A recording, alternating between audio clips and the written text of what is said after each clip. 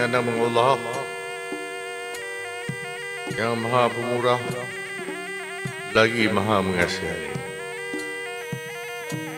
Segala puji bagi Allah, Tuhan pentadbir seluruh alam. Selawat dan salam kepada junjungan besar kita Nabi Muhammad, semulia-mulia Rasul, serta keluarga dan para sahabatnya sekalian. Alhamdulillah,